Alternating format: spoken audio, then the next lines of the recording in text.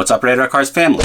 As vehicles increasingly become connected to the internet, car companies aim to rake in billions by having customers pay monthly or annual subscriptions to access certain features. Not content with the relatively low-margin business of building and selling cars, automakers are eager to pull down Silicon Valley-style profits, but not work for them. But unlike Netflix, you won't be able to use your ex-girlfriend's uncle's login in your new BMW. Seriously, don't do that. Stealing is bad. For automakers, the advantage of this new model is clear. Free money. Who doesn't like free money?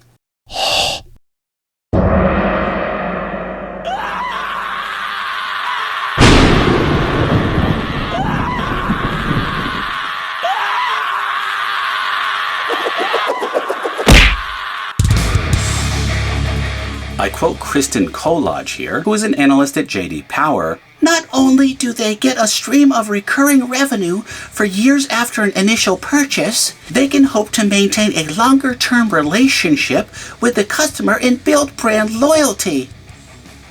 What? You want to maintain a long-term relationship with me? Then how about I keep driving the car that I already paid for, and you pay me a monthly fee for crap I've already been getting for 2 decades?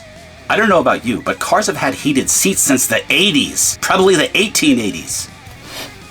No, the time is not right.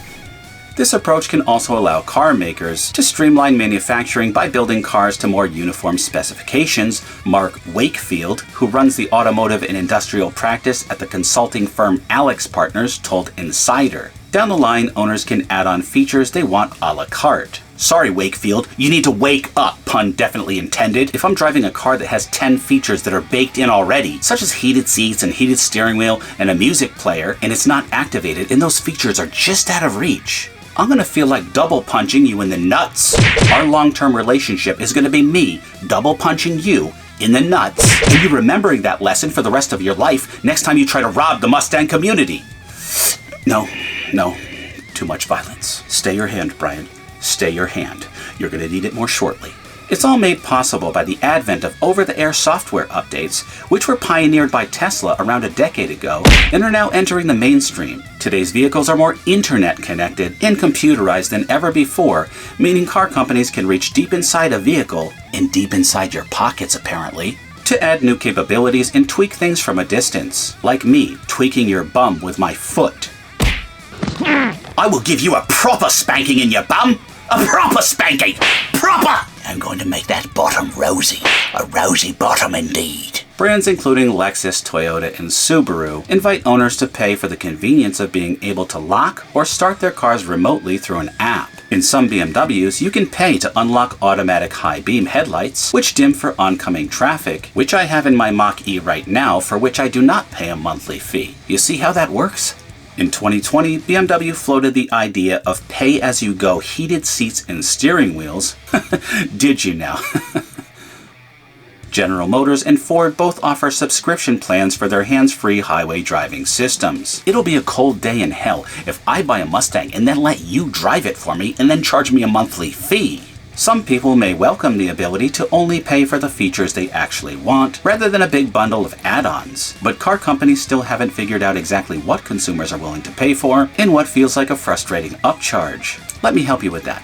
I personally am willing to pay a monthly fee, on top of the $50 large I already shelled out for my Mustang. Said no one ever?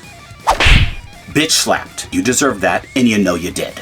You don't just take the car industry, which has been selling innovations for over 100 years. I know you want free money. I really know you do. I do too. That's why I work on the YouTubes. Greed at its finest. And speaking of greed, here's some words of wisdom.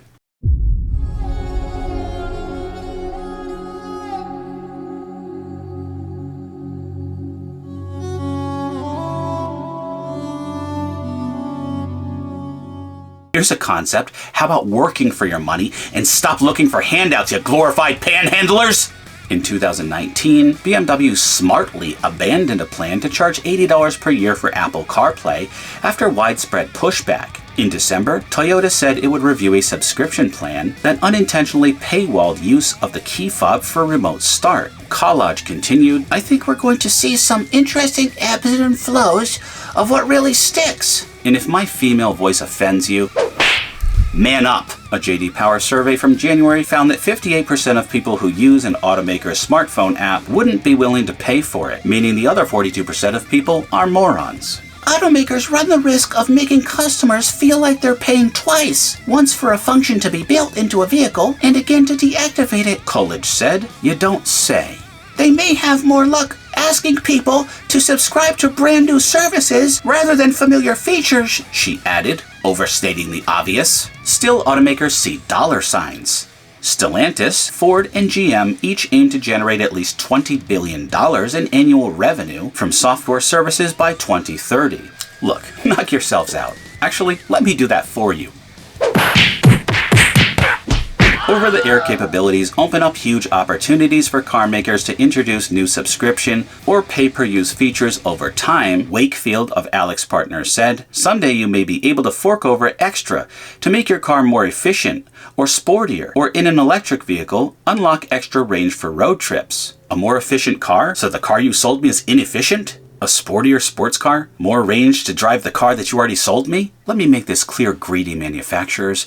You do this, and I will never buy a car from you again. I will buy a car from the company that's smart enough to make fun of you and say things like, we don't charge fees for such things. Come and buy our car instead that includes heated seats and a heated steering wheel and tires and wheels and chairs. I will buy with them instead, and that's exactly what is going to happen. Mark my words. And you're going to end up back to square one with angry consumers and less consumers overall than before you lost your mind. There is one scenario where this may work. Instead of charging me $40,000 to $50,000 for my Mustang, charge me $30,000. And then you can keep your self-driving, kitchen sink infested options, and we the consumers will benefit. For once, here's some more free advice. Start focusing on your consumers and how to save them money and how to make their lives better, and everything else will fall into place for you. Oh, and one more thing.